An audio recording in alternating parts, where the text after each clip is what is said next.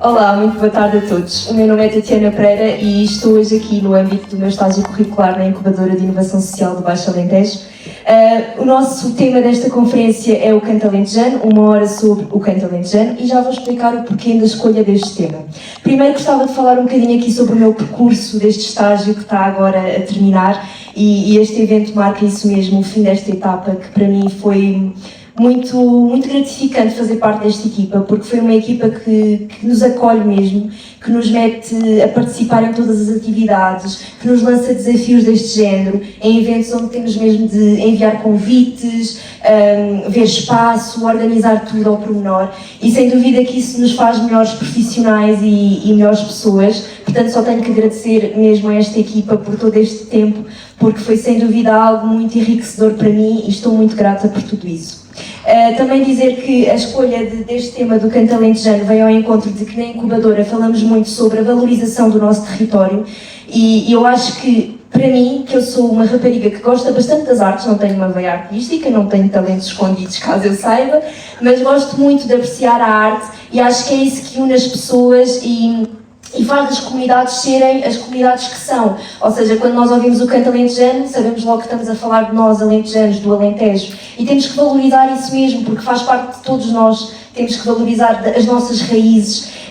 E até vou partilhar aqui uma coisa que me aconteceu quando estava a convidar um amigo meu, que eu disse assim: olha, tens de vir, não sei o quê, porque és de Ferreira do Alentejo, és perto de Beja, e ele assim: pá, não podias ter arranjado um tema mais interessante? Eu fiquei: mas porquê? Porque é que o canto alentejano não pode ser um tema interessante só porque és mais novo e não gostas, mas pode ser um tema interessante porque tem a sua história. É a história do sítio onde tu vives, do Alentejo. Acho que devias valorizar um pouco isso mais e como temos vindo a aprender isso tudo no nosso estágio, devemos valorizar o nosso território e temos conhecido muitas pessoas e muitas redes que nos fazem acreditar cada vez mais no nosso Alentejo.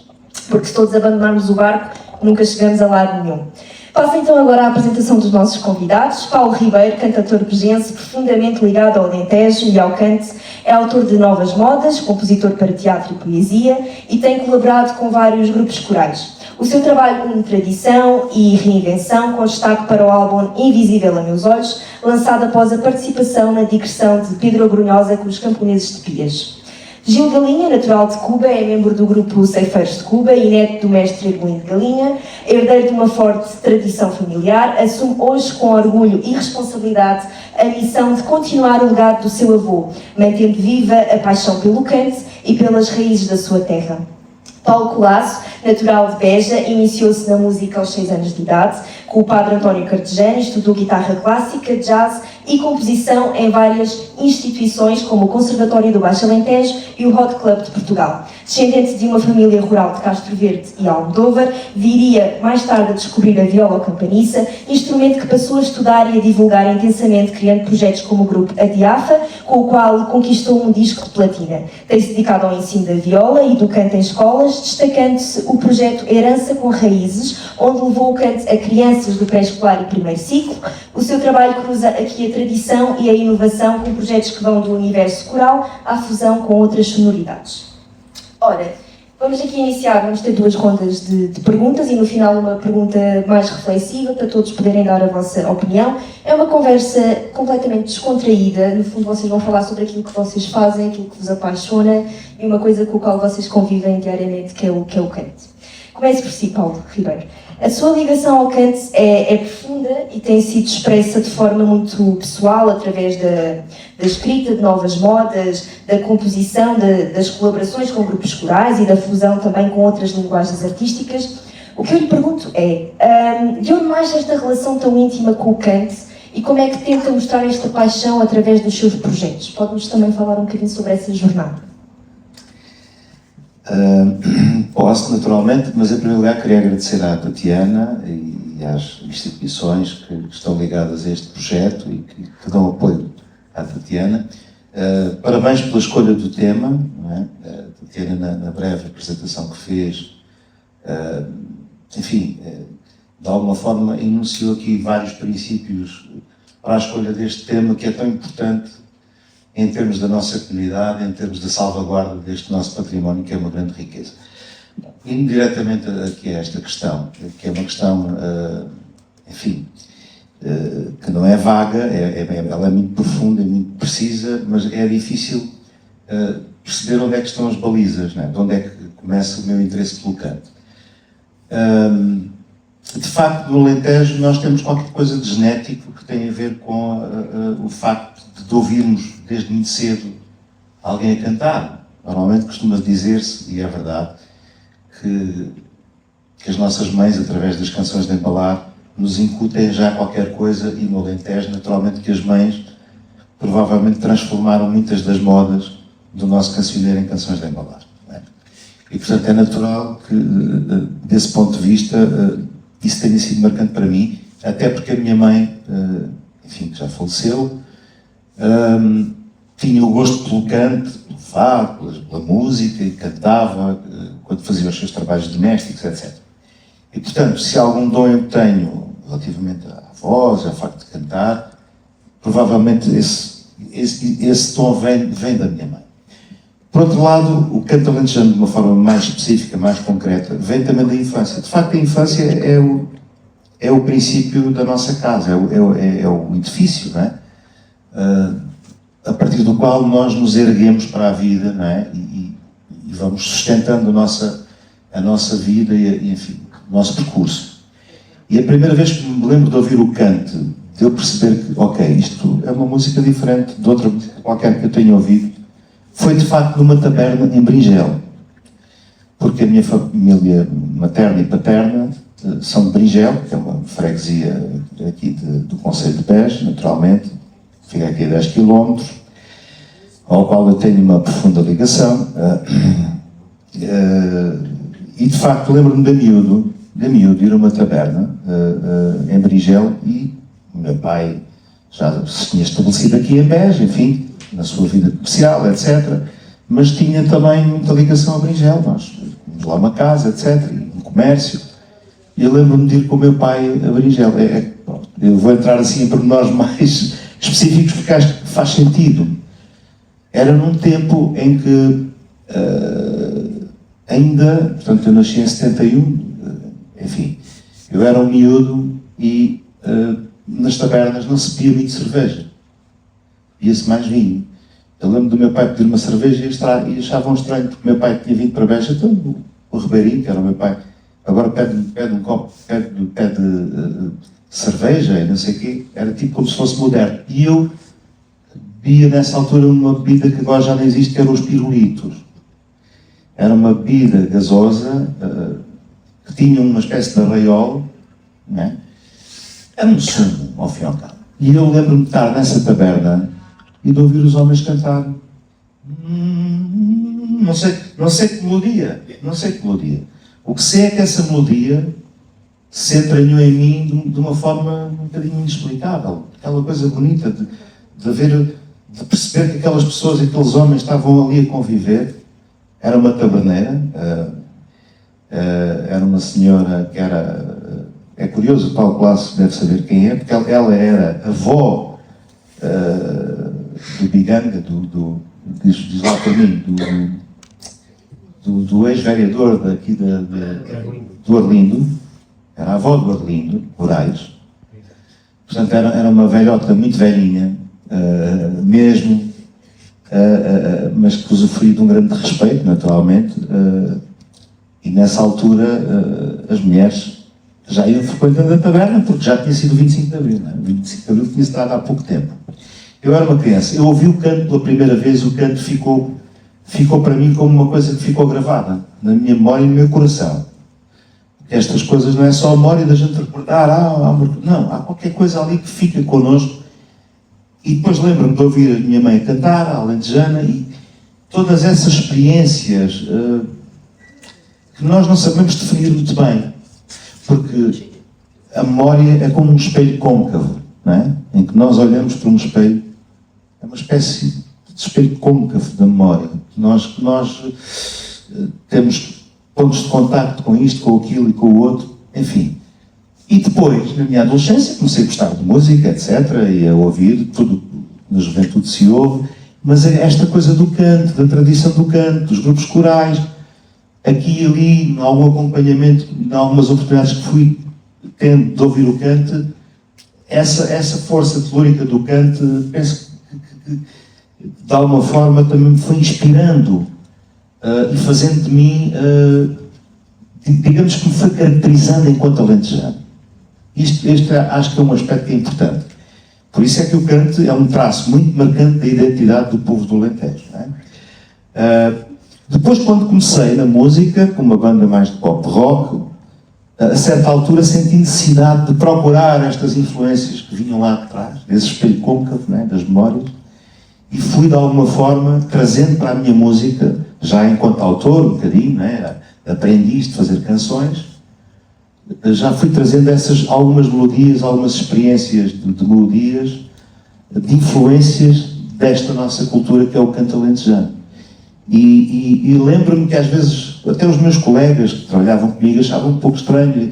Não, mas olha, em Espanha, os grupos de Espanha já trazem o flamenco para o rock e para o blues e trazem as influências da sua cultura local, muito profunda, para estas sonoridades e perfusões.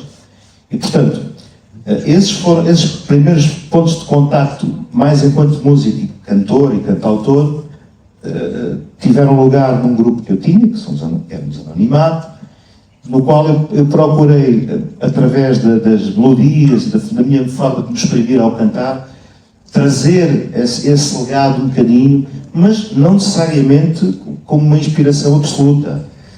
Pontos de contacto. Não é? Depois, mais tarde, isto não sei se estou a responder à questão, só para falar um bocadinho da minha evolução enquanto músico e autor e daquilo, de onde é que eu canto em mim, como é que isto começou tudo.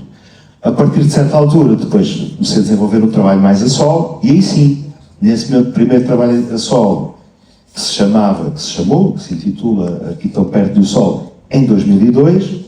Portanto, este grupo atravessa praticamente no final dos anos 80, 88, 89, até 97, 98, portanto atravessa ali bastante a década de 90, e em 2002, aí é que eu lanço o meu primeiro disco de trabalho a solo, em que decidi mesmo, ok, eu não vou estar aqui com o Rodriguinhos de pensar que isto é rock ou pop, eu vou mesmo, a certa altura, assumir este lado do canto, embora sempre com um lado de fusão, mas foi a primeira vez que eu compus uma moda e que a gravei com o grupo coral etnográfico dos Camponeses de Quias, grupo relativo ao qual eu tinha uma grande admiração, não é?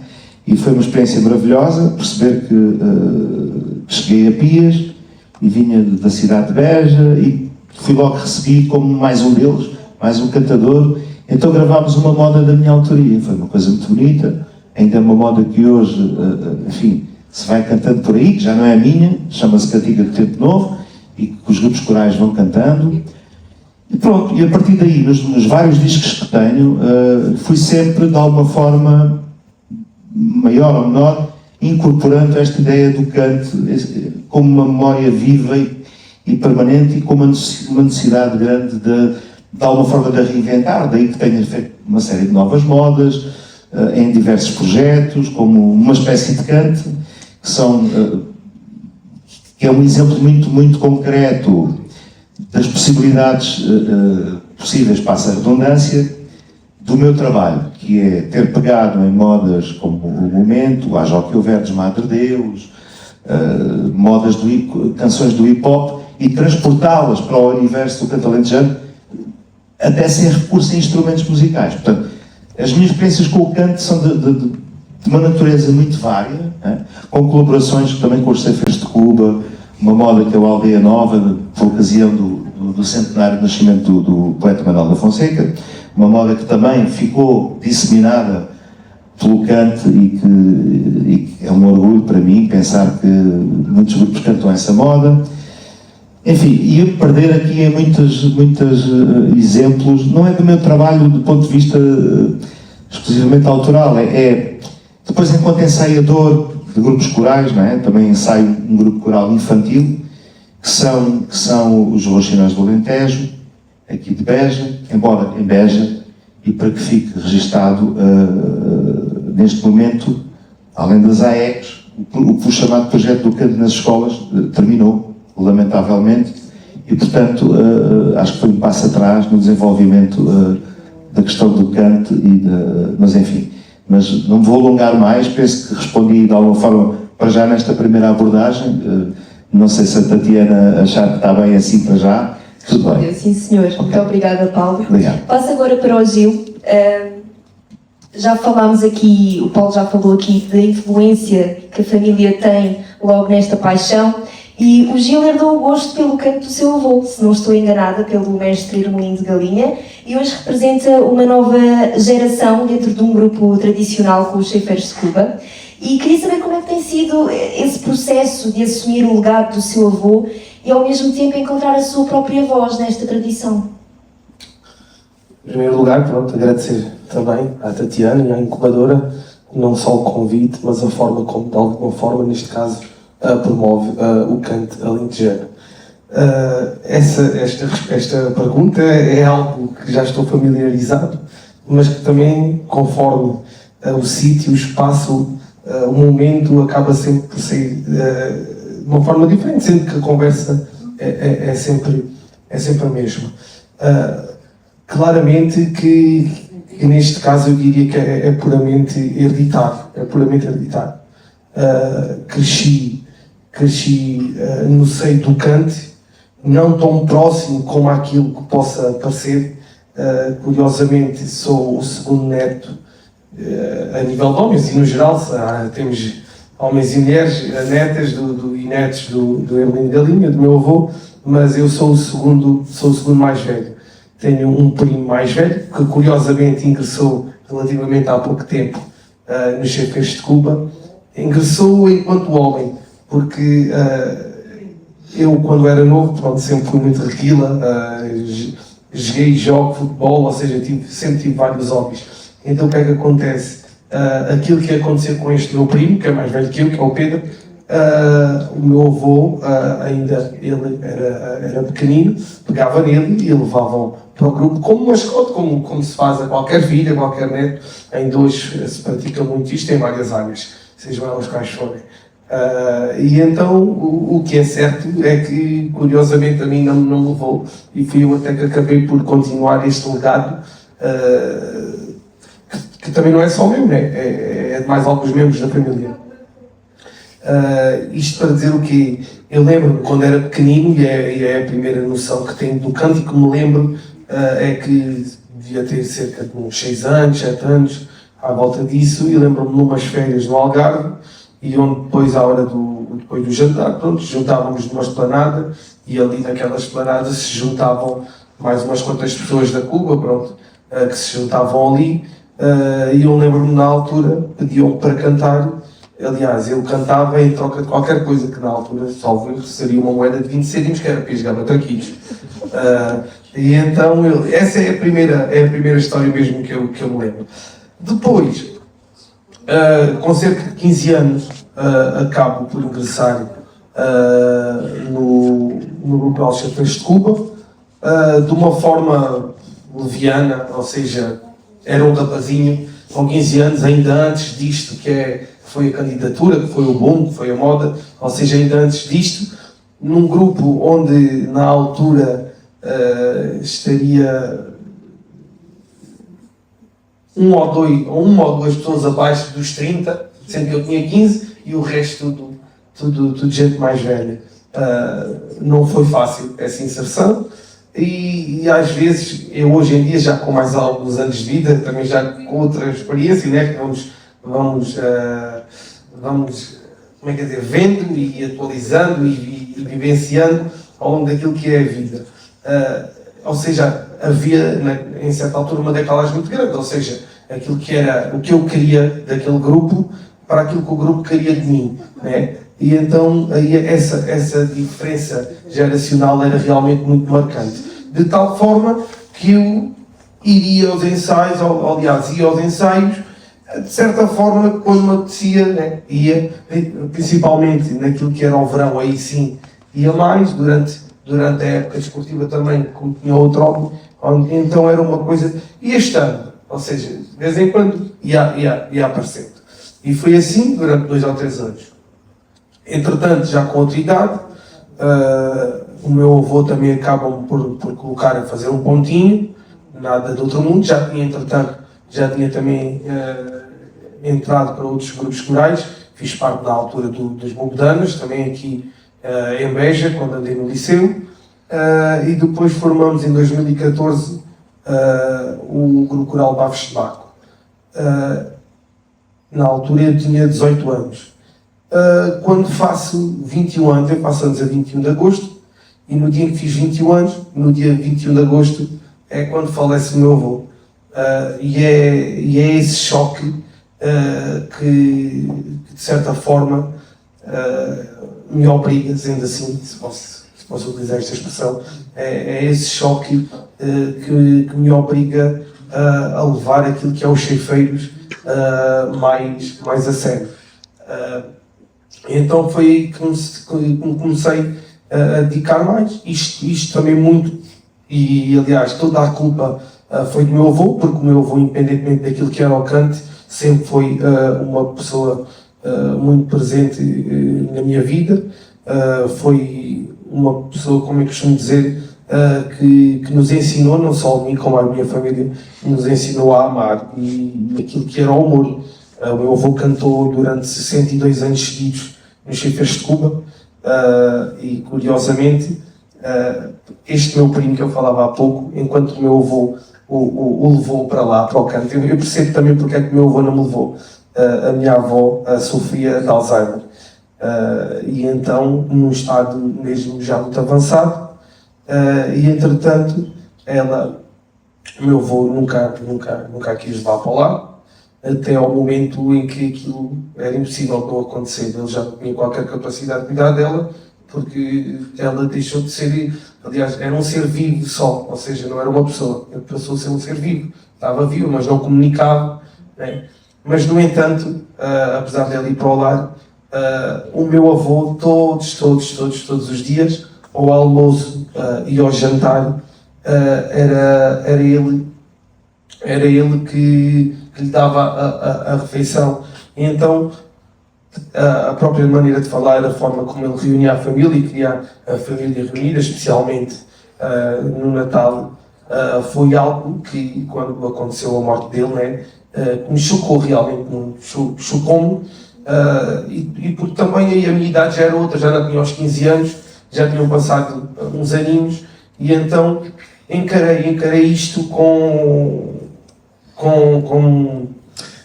se calhar não é que não tivesse de encarar isto desta forma, mas foi uma forma séria e tem sido séria.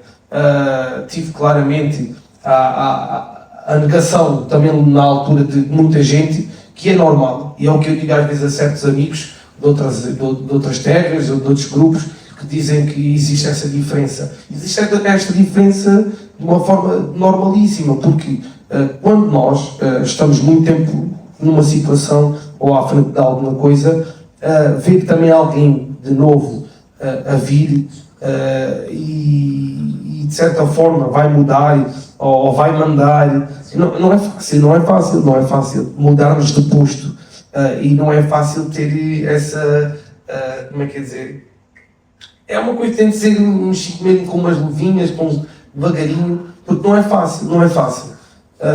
E a seguir ao meu avô, nos Ceifeiros de Cuba, existe aquilo que aconteceu em mim, aconteceu nos Ceifeiros, ou seja, aquilo foi uma perda realmente muito grande.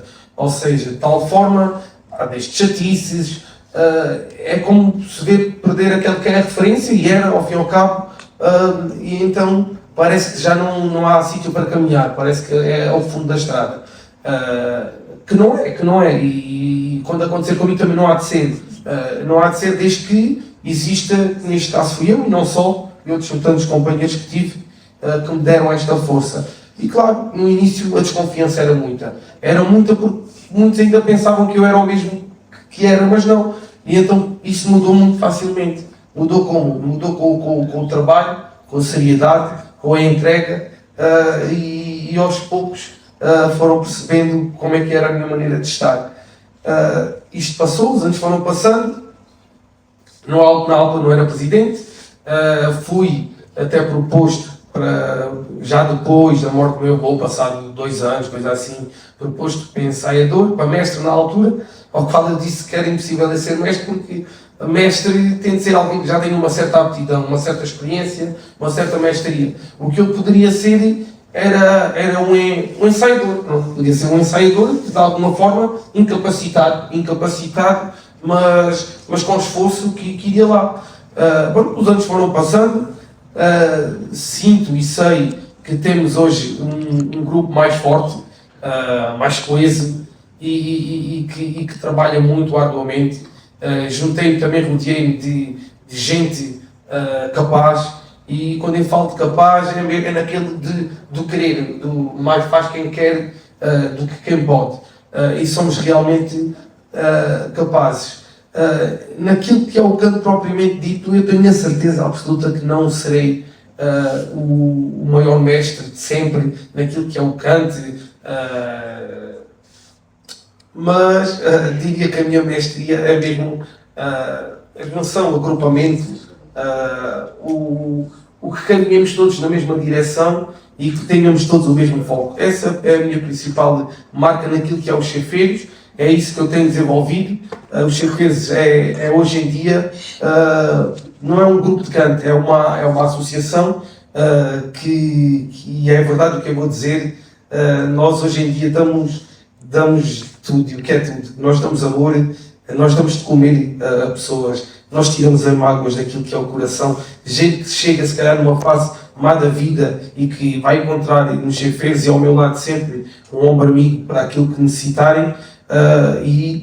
É isto que eu pego nos chefeiros, ou seja, quero também um pouco, aí se calhar já sou egoísta, acho que não sou, mas ou seja, quero que os chefeiros também sejam parte daquilo que eu sou. E pronto, é isto. Obrigada, Gil. Foi muito comovente ouvir, é sempre comovente falar dos avós. Vou partilhar também aqui uma pequena história sobre o meu avô. O meu avô também cantava, mas não cantava em grupo nenhum. Ele dizia que só cantava para livrar o mal, digamos assim. E ele trabalhava no campo e naquela altura, como não havia redes sociais, como há hoje em dia, para nos distrairmos, ele dizia que no campo, e com aquele calor abrasador, juntavam-se todos e cantavam, e era quase inevitável naquela altura as pessoas não cantarem, porque era realmente uma forma de livrarem os males, como ele dizia. E eu lembro-me quando ele estava nos seus últimos momentos, também no hospital, ele dizia: olha, Tatiana, vou cantar uma moda que é para ver se isto vai embora. E eu nunca mais me esqueci disso. Eu acho que sem dúvida os avós deviam ser eternos e marcam sempre essa veiazinha nossa e valorizamos sempre mais alguma coisa por causa desses valores.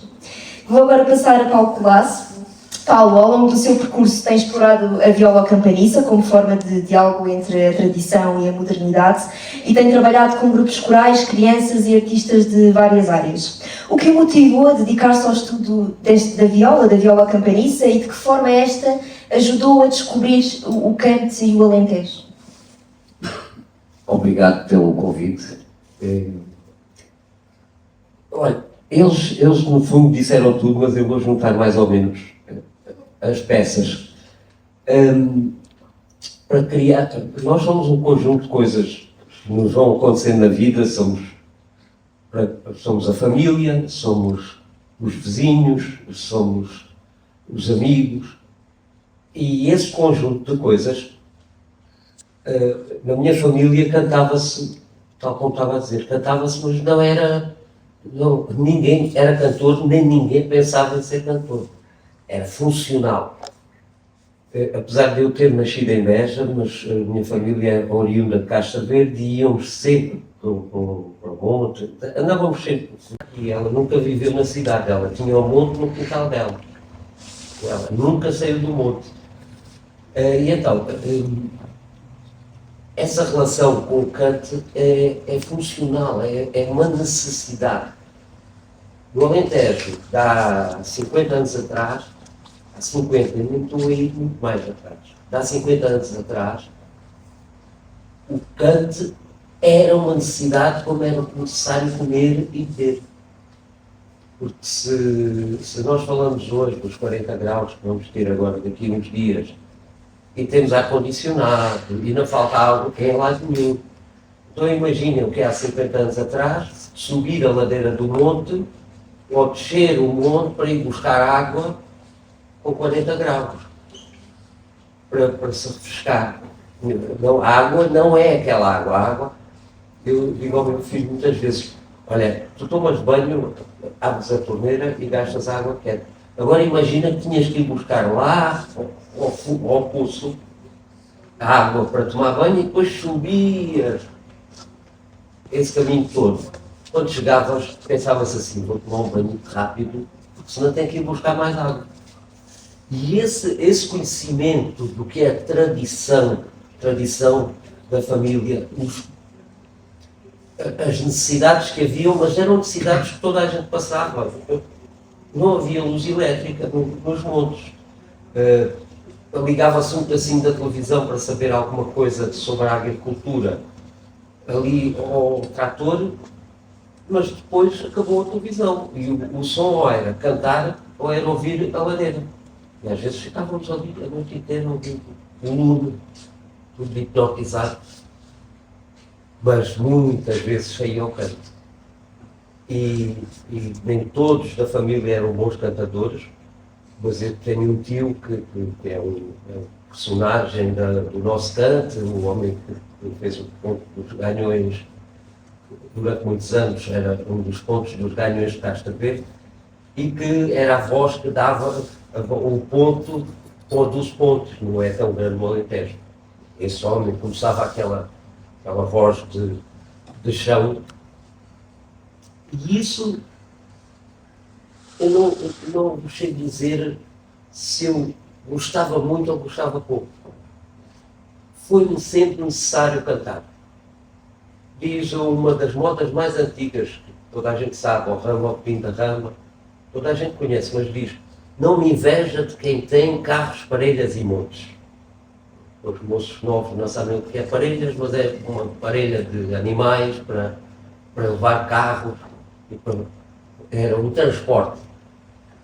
Não me inveja de quem tem carros, parelhas e montes. Só me inveja de quem bebe água em todas as fontes.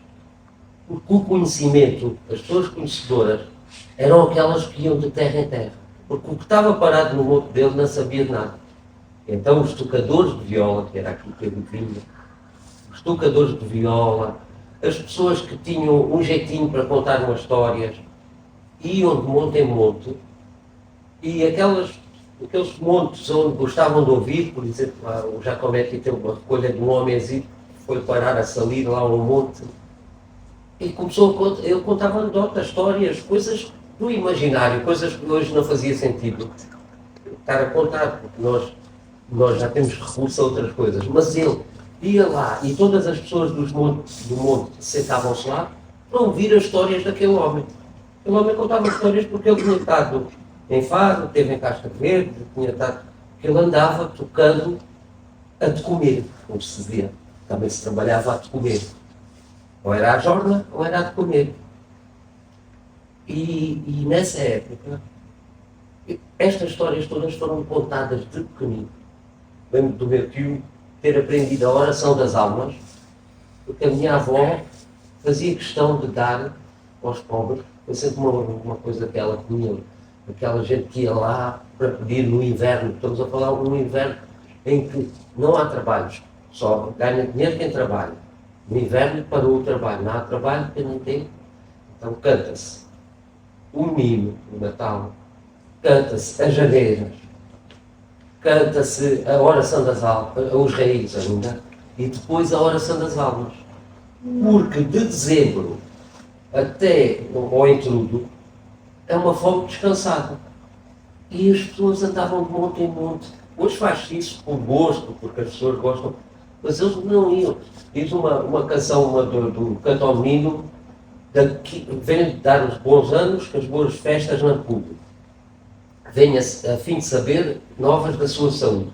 E há uma parte dos versos que diz: daqui de onde estou bem vejo o canivete a bailar, para cortar a chouriça que a senhora me há de dar.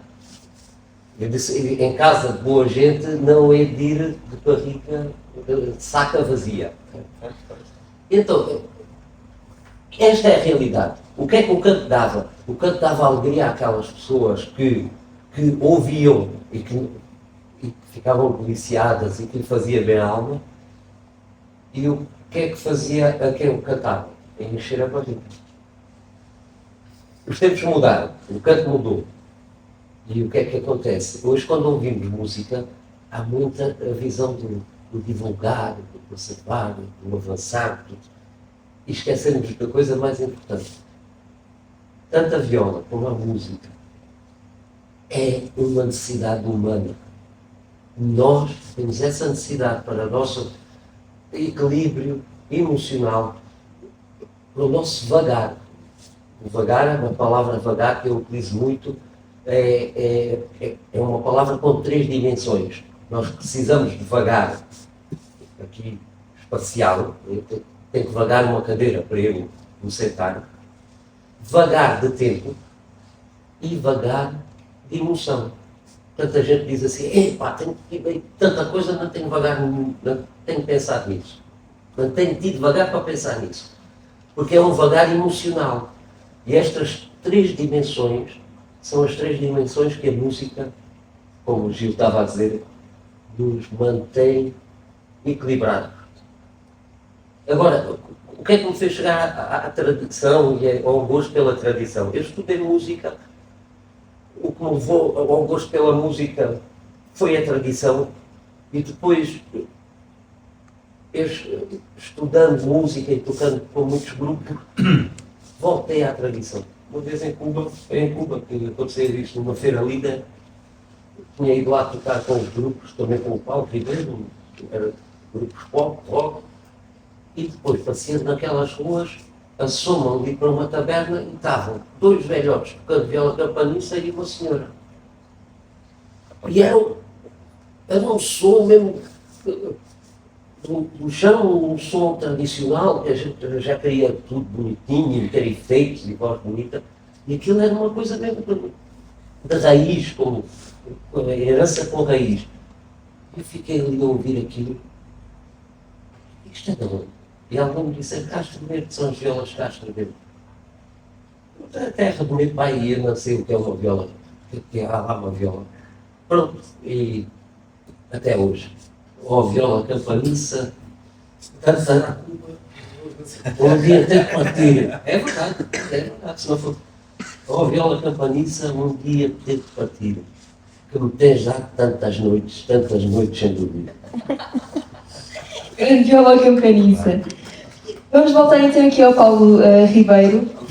Paulo, no seu mais recente álbum Invisível a Meus Olhos, volta a unir a tradição e sonoridades urbanas. Acredita que o futuro do canto passa inevitavelmente pela fusão com outras formas musicais, ou ainda há espaço para manter o canto vivo na sua tradição, como era antigamente? Eu vou começar pela segunda parte da pergunta. Eu acho que ainda há muito por fazer do ponto de vista de podermos conservar e salvaguardar essa tradição. E eu acho que há muito trabalho para fazer nessa perspectiva. Eu estive a ouvir os meus companheiros, eles disseram coisas muito interessantes. O Gil, de facto, faz um bocadinho isso. Não faz um bocadinho, faz muito por isso.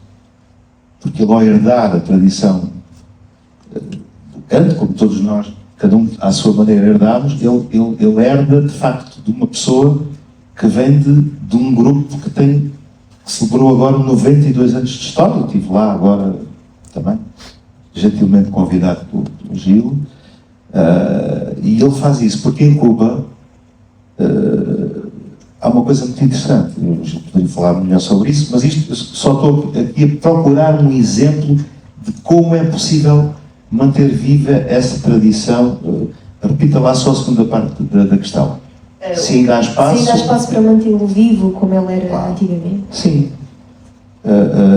Com algumas nuances, mas, por exemplo, aquilo que os chefeiros de Cuba continuam a fazer, e até os Bafos de Baco, que é um grupo juvenil, enfim, eles vão ser mais velhinhos e já vão ter família e filhos, mas em Cuba assiste-se a um fenómeno muito interessante. Nós sabemos que em Cuba há uma forma de cantar muito particular, um canto vagaroso, um canto dolente, um canto majestoso, diria mesmo, com muitos ornamentos, muitos melismas. E estes jovens continuam a manter essa estética do canto, como o canto era há muitas décadas atrás. Eu reconheço isso no trabalho que o Gil e os chefeiros continuam a fazer, ou seja, não quer dizer que não haja inovação dentro do grupo, uma apropriação de um mundo novo e real, que é o mundo de agora, dos dias de hoje, não é? Até a nossa maneira de nos exprimirmos e de conversarmos e de falarmos é completamente diferente. Não é? As pessoas antigamente, a maior parte das pessoas eram analfabetas, não é? Portanto, até desse ponto de vista, as nossas próprias vozes e os tipos mudaram. Portanto, o Alentejo rural, como o conhecíamos nas décadas de 50, 60 e por aí adiante, desapareceu. Os trabalhos do campo, como os conhecíamos, desapareceram. Já não há ranchos de montadeiras, nem de ceifeiros, porque a mecanização, não é? E todo esse processo de mecanização agrícola, não é?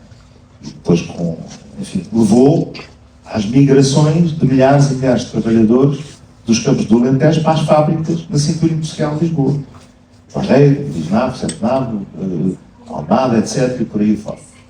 Portanto, o que é interessante, isso levar-nos-ia a outra questão, que é o chamado canto na diáspora, mas que tem a ver com o que a Tatiana me estava a perguntar. O canto na diáspora, muitas vezes, mantém viva esta tradição muito antiga. Ou seja, ao recordar as modas antigas de cornos, apesar dos tempos terem sido muito difíceis e duros, muitos grupos que se organizaram na diáspora alentejana, nessas cidades e vilas, cidades, sobretudo, dessa cintura industrial, recordam com muita saudade as modas que falam da monda, da ceifa, dos trabalhos agrícolas, etc, etc, etc. E muitos desses grupos, muitas vezes, mantêm mais intactas essas modas, como a gente imagina. E, enfim, também há registros que temos, há alguns muito antigos, né, da Mandelessa e outros, mantêm muito vivos esses registros da forma de cantar, embora seja curioso que muitos desses migrantes, né, trabalhadores, uns vêm de Mértola, outros de Serpa, outros daqui e daquela. E, portanto, muitas vezes é um conjunto de vozes de vários locais do Alentejo, onde se canta de forma diferente. Pronto, mas eu não me quero dispersar muito para dizer o quê? Acho que há lugar para isso, acho que devemos. É assim, eu acho, em primeiro lugar, que para nós, de alguma forma, podermos reinventar, é uma palavra, reinventar, não é? Reinventar um bocadinho a tradição, criar novas melodias para o canto, novas letras, eu acho que é necessário conhecer o canto a fundo. Portanto, eu se calhar a primeira vez que me aventurei a compor uma melodia, uma moda, foi depois de ouvir muitos grupos corais, foi depois de ouvir discos, foi depois de fazer muitas pesquisas, é que me atrevi, de alguma forma, ok, deixa-me lá tentar escrever alguma coisa, deixa-me lá tentar inventar uma melodia. Inventar inspirada no canto. Inventar inspirada no canto. E eu acho que é evidente que é muito importante, porque, vamos lá ver, nós temos um cancioneiro com dezenas e dezenas, para não dizer centenas de modas. Muitas vezes diz-se que A, B ou C, fulano tal ou ciclano tal, com todo o respeito, fez aquela moda. Muitas vezes, claro que há autores, mas muitas vezes o que acontece, e os meus colegas sabem, o Paulo e o Gil sabem, muitas vezes o que não é uma melodia inventada. Altera-se a letra e coloca-se a letra e a métrica dessa letra numa melodia pré-existente. Pronto, isso também acontece no fado, que é também património da humanidade, embora viva do intérprete e dos guitarristas. Não é uma expressão coletiva como o canto alentejano. Não é? O fado vive de um solista, o canto alentejano vive de um conjunto de vozes. Portanto, aquilo que é magnânimo no canto, aquilo que é valorizado no canto alentejano, não é o A, o B ou o C. Embora possamos, às vezes, pensar que há aquela pessoa que inicia a moda, que é o ponto ou o alto, poderão ter algum destaque. Mas é a execução da moda, daquela moda, por um conjunto de vozes que dá alma e espírito e dá sustentabilidade àquela peça. Agora, porquê é que eu também comecei a compor? Cá está. E agora, como o Paulo quase disse, muito bem. Porque há uma necessidade, nós enquanto músicos, enquanto criadores, de qualquer coisa que brota em nós, qualquer coisa, tem que acontecer qualquer coisa, não é? E eu como autor tenho essa inquietação. Depois, também porque tenho sentido que o canto, desse ponto de vista, não tem tido muitos compositores, não é? E eu acho que faz falta novas composições, com novas letras, com novas melodias, sem esquecer as antigas. Pronto. E daí eu tenho também procurado compor, e também muitas vezes sou desafiado. Pedem, isto é, encomendam-me, se é que se pode dizer, fazem encomendas para eu, a partir de letras que já existem, de alguém que escreve uma letra, olha, eu gostava que fizesse melodia, outra vez sou eu próprio escrever as melodias. Pronto. Agora, este meu trabalho é fruto de muitos anos também de pesquisa. Está aqui o nosso amigo João. Ele sabe que eu tive uns 10 anos em Valesão. Eu, por exemplo, aprendi imenso com a avó dele, a Edvige Rafael. Foi para mim uma maestrina do canto. Uma senhora que me ensinou modas, melodias, de todas essas épocas em que o canto, em que se cantava porque era Natal ou porque era Janeiras, ou o canto que havia necessidade. E então em Valesão, que era uma terra que teve sob o jugo do fascismo, uma terra muito oprimida, não é? Em que as pessoas cantavam para matar as mágoas e para resistir. Cantar era um ato de resistência também. E isso não pode ser esquecido. Isso eu aprendi com a avó do João, aprendi com as pessoas de Valesão e aprendi com os cantadores mais velhos. Portanto, os quais eu tenho o maior respeito. Depois há outra coisa que a gente nunca se pode esquecer, como o Paulo disse muito bem, o Paulo estudou música, teve, e ainda bem essa oportunidade, e depois regressou às suas raízes e às suas... No fundo, nós temos aqui aos de ligação curiosos. Eu também fui pela pop e por aqui e pela lá, mas regressamos sempre a este chão nosso que é o Alentejo. E não me queria perder, mas ia dizer uma coisa que é importante. Se calhar já me perdi um pouco. Eu estava a dizer que o canto é música também. O canto é música, não é? O canto não é muito fácil, às vezes, de descrever ou de ser transcrito para pautas, não é? Por causa dessa ornamentação, dos tempos que não são muito óbvios, enfim. Mas o canto é passível de ser traduzido para pautas e é música, é evidente, e é uma música riquíssima. Do ponto de vista melódico, do ponto de vista artístico, enfim, poético, não é? Há uma poética do canto. Fala da natureza, do trabalho, do amor, do desamor, das aves, dos pássaros, enfim. O Padre Marvão tem um texto engraçadíssimo sobre isso, das coisas de que o canto fala. E o que eu acho é que, e como vinha a dizer, o Alentejo mudou, nós também devemos falar do Alentejo que é hoje. O canto tem acompanhado isso, mas pode acompanhar mais. E sendo música, ela pode, enquanto música e expressão artística, fundir-se não só com outras músicas, mas com outras artes. Com a dança, com o teatro, com a pintura, com tudo. Eu tive uma experiência maravilhosa na Expo 98. Primeiro ainda foi no Centro Cultural de Belém, convite do João Gil, enfim. Em que eu cantei uma moda escrita pelo João Gil e depois foi gravada no Digital dos Namorados com os Camponeses Dias, mas eu cantei essa moda a solo que se chama Canção de Ida e Volta. Fala da raia, fala da ideia do vento que corre de Espanha para Portugal, e era um espetáculo que envolvia flamenco e fado.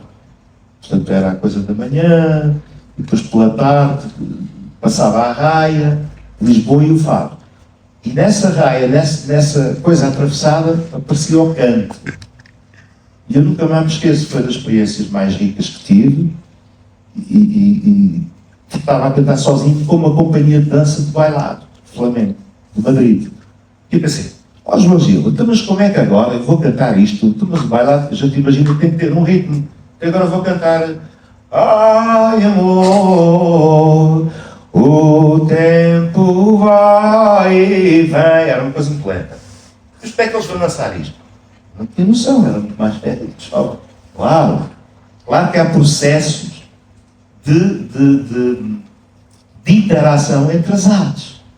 Portanto, quando a Tatiana me pergunta, e bem, se eu acho que há espaço ainda para mantermos a tradição muito viva e de sermos fervorosos na defesa da tradição, eu acho que devemos ser fervorosos na defesa da tradição, mas nós não podemos deixar de ser também aventureiros, de pegarmos neste legado e de alguma forma poder agitá-lo um bocadinho, de reinventá-lo. Porque senão há uma frase que eu costumo sempre dizer, senão o canto acaba dentro de uma vitrine do museu. E a gente vai lá visitar o canto. Está aqui aquela música gravada pela Madeleine. Estão aqui aqueles vídeos gravados pelo Tiago Pereira, que agora são cultura viva e atual, e ainda bem, que é um trabalho incrível, mas que daqui a 20 ou 30 anos, quando o trabalho do Tiago Pereira, que vamos lá ver os vídeos e ficamos contentes. Não, nós temos que estar sempre a reinventar, a fazer fusões. E repare numa coisa, Tatiana, se me permites, e vou já terminar. É verdade. Então, se calhar em 100 atuações de canto alentejano, vamos pensar nos encontros de grupos corais. Existem dezenas e dezenas e dezenas de encontros de grupos corais, nomeadamente os aniversários de grupos corais, em que os grupos corais cantam 3, 4 modas, cada grupo, etc, etc, etc. Se nós formos ver o grande caudal de atuações dos grupos corais, são 90% ou 95% daquilo que acontece com o canto. Esses 4, 5% são esses tais espetáculos em que aparece uma fusão, uma viola, não sei o quê, um piano, uma experimentação. Ou seja, o que às vezes choca as pessoas é acontecer qualquer coisa que é muito mediatizado. Eu percebo. Mas se formos ver proporcionalmente, aquilo que acontece com mais força ainda continua a ser o chamado canto tradicional. Não é? Agora acho que nós não devemos deixar de lado a possibilidade de reinventarmos, de escrevermos, de compormos, de nos inquietarmos, de interrogarmos a vida, de trazermos novas palavras, novos autores, novos poetas. Isso também está a acontecer muito com o Cantexto, um projeto ao qual eu tenho estado ligado, do Futurama, e muitas outras coisas que, olha, que vou fazendo humildemente, mas sempre com humildade e sempre com o maior respeito e com uma aprendizagem sempre com os cantadores e com as pessoas. Não é? Porque o canto é isso. O canto é este amor que o Gil há bocado falava, que o avô dele passava para as pessoas, para a família dele e para as pessoas. O canto não é só a técnica. O canto é uma forma de nós nos exprimirmos e eu receio também, mas isto já dava outra conversa, porque eu estou preocupado com o seguinte: hoje em dia o que se assiste um bocadinho é algum egoísmo. Ou seja, depois do boom da elevação do canto alentejano a património, o que é que acontece? Esta ideia do canto, que o canto tem que ser performativo e que as pessoas têm que ser famosas e irem à televisão, vou já mesmo terminar. Dizer o seguinte: há muitos jovens com a ideia de quererem ser famosos, muitas vezes desligam-se dos grupos corais. E esta ideia do canto ser um coletivo perde-se. E isso é uma preocupação que eu tenho. Peço desculpa pela minha... Não tem mal, mas realmente o tempo é escasso, claro, e para os outros convidados conseguirem falar, também é importante dar esse tempo. Gil, sendo uma voz jovem num universo dominado por gerações mais antigas, vive esse espaço entre o passado e o futuro. Como sente o papel da sua geração na continuidade do canto? Acredita que existe interesse real ou ainda é preciso despertar este sentido de pertença nos jovens? Vem de uma terra, como já aqui foi falada, ambos estas duas pessoas, por acaso curiosamente também se chamam Paulo, aqui à esquerda como à direita, nas histórias que foram contando, se calhar também por orientar aqui um pouco, falaram de Cuba. E Cuba ainda é um território marcado, como é que é dizer, não digo que é, digo que ainda é algo com uma certa pertença. Ainda temos sentido de pertença e que gostamos e assumimos aquilo que é nosso. Às vezes também é verdade, como tudo na vida, é preciso estar a perder ou estar-se a esquecer para alguém se lembrar e ver se dá um bocadinho de vida àquilo. Também é natural e é um pouco a história acaba por ser assim, de certa forma, acaba por ser assim. Naquilo que é Cuba, eu, por exemplo, eu sou um apaixonado por aquilo que é a minha terra, não só o canto, não, ou seja, tudo na minha terra eu sou um apaixonado e às vezes acabo por romantizar aquilo que vejo, se calhar não é bem como eu vejo, mas acho que aquilo realmente é muito bom, porque aos meus olhos pode não ser assim. E no cante temos muita gente nova com muita força. Agora é isto, é o facto de passar e de ficar por cá. Eu curiosamente, por exemplo, já tive alguns convites para pertencer a outro tipo de grupos e outros projetos, às vezes nem ligados ao canto. Nunca aceitei e coisas que financeiramente me iam dar muito mais, porque isto não me dá nada, e então aqui iam me dar muito mais, por mais pouco que fosse. E eu tenho rejeitado sempre, porque esta é a minha vida, isto é aquilo que eu quero e é aquilo que acima de tudo me faz feliz. E às vezes não é fácil. Vivemos num mundo rápido, uma coisa que passa e onde nada fica, até tudo efêmero, as gerações pegam mas largam. Isso sim é um problema, mas não é um problema do canto, isso é um problema geral a tudo. E então acho que é isso, o que falta às vezes é parar, e é isso aí que também, para acabar, também para ser breve, é aí que eu acho que possa fazer diferença. É mostrar que existe outro caminho, porque o estar ligado aos chefeiros, o estar ligado ao associativismo, não é só aquilo, é o facto de estarmos mais visíveis, e às vezes mais visíveis para o quê? Porque quando cairmos, ter alguém ao nosso lado, por exemplo, para nos ajudar, para nos levantar, estarmos com um amigo, estarmos no mesmo grupo inseridos com aquele que infelizmente está desempregado, mas também estamos com aquele que é chefe de uma grande empresa. E todos é uma simbiose que ali se passa e onde cria-se ali um microestado, né? onde nos ajudamos mutuamente e onde o principal foco acaba por ser os chefeiros, não só o canto, mas os chefeiros, o nome da entidade e os chefeiros enquanto pessoas que ali estamos. Pronto, acho que é isso um pouco aquilo que eu posso fazer e tentar fazer. Obrigada, Gil. Paulo, a sua experiência como educador no projeto Herança com Raiz e noutros contextos escolares permitiu-lhe trabalhar diretamente com crianças e jovens. O que é que aprendeu com essas experiências sobre como tornar o canto acessível, cativante e relevante para os mais novos? Porque sabemos que nem sempre a nossa geração... Nós não podemos gostar daquilo que não conhecemos. E no fundo, que eu não lhe dou aulas, eu partilho conhecimento.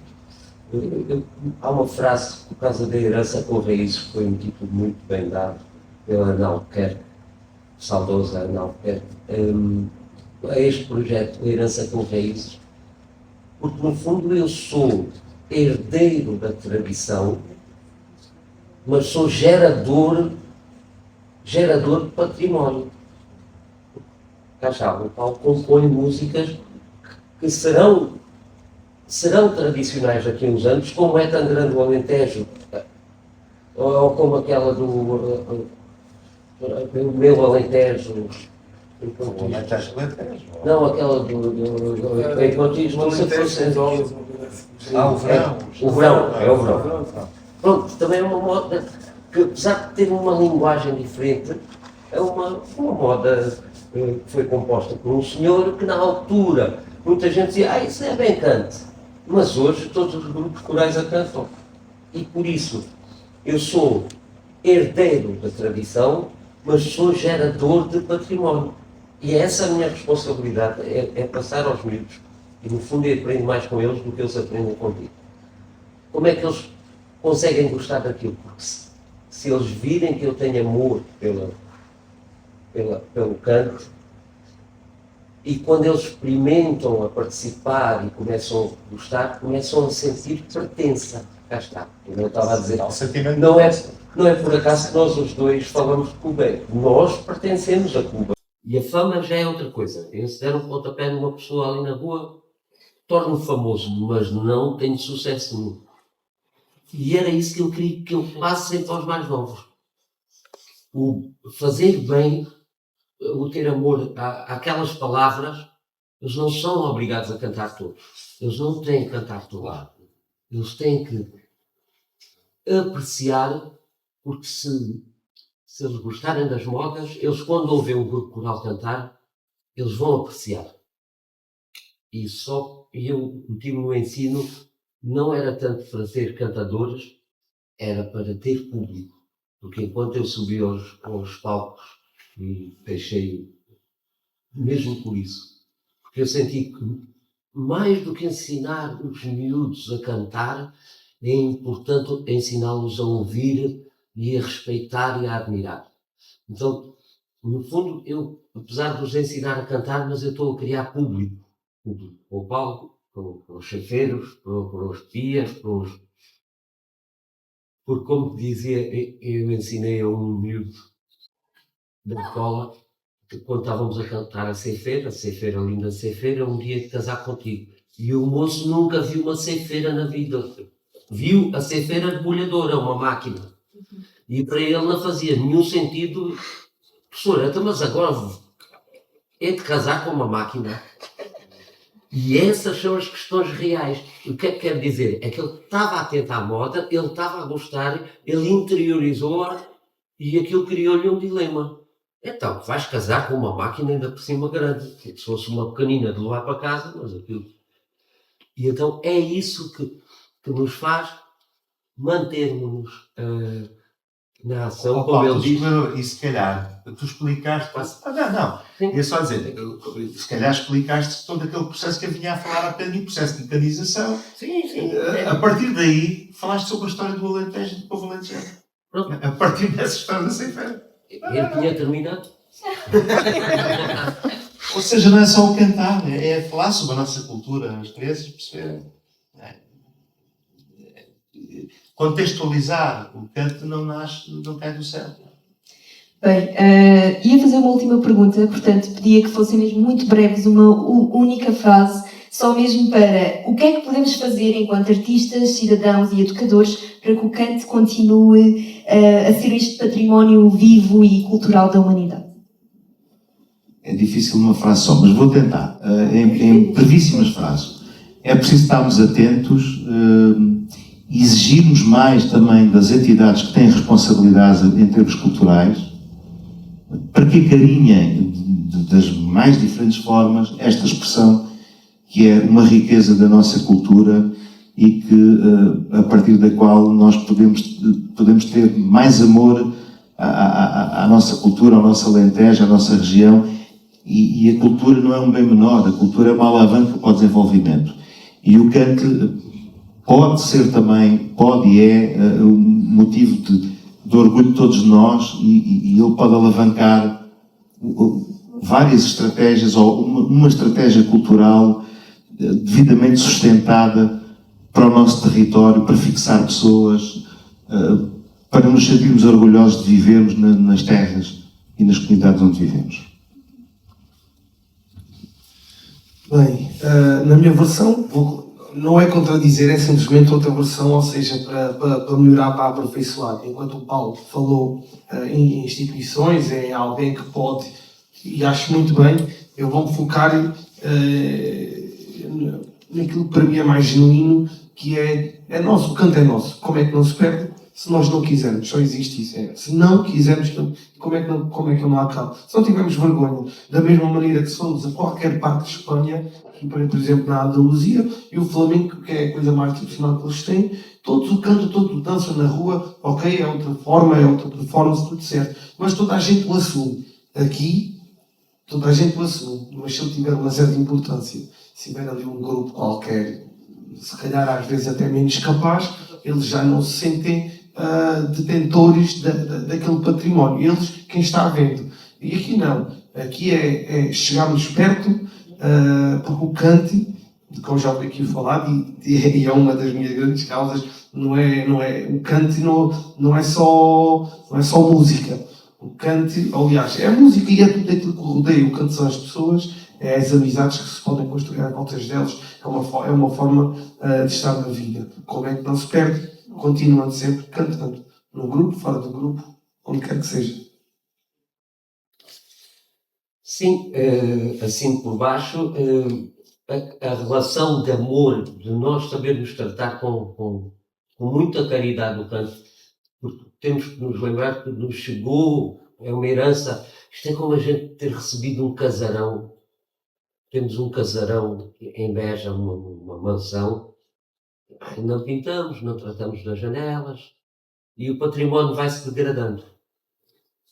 Esse património que nós o recebemos por todas as várias gerações de cantadores, respeitando os velhos cantadores e trazerem novos. E isso é um processo natural. Os processos culturais não são, como dizia Lopes Graça, nem existe maneira de controlar a arte. Porque a arte, como é um processo que está em constante renovação, quem pensa que está a travar o canto, ou que temos que, como ele disse, cristalizar, meter no museu, não se consegue. Quem canta são as pessoas, o canto é o conjunto das pessoas. Quem é o canto são os cantadores. Muito obrigada a todos. Obrigada por terem aceito o meu convite. Sem vocês e sem a vossa presença aqui, nada disto teria sido possível. Mais uma vez agradecer à incubadora e por me ter acolhido todo este tempo de estágio. Para mim estou eternamente grata. Muito obrigada. E também ao nosso público. É isso que interessa. Canta é isto. É a união de todos nós. Obrigada.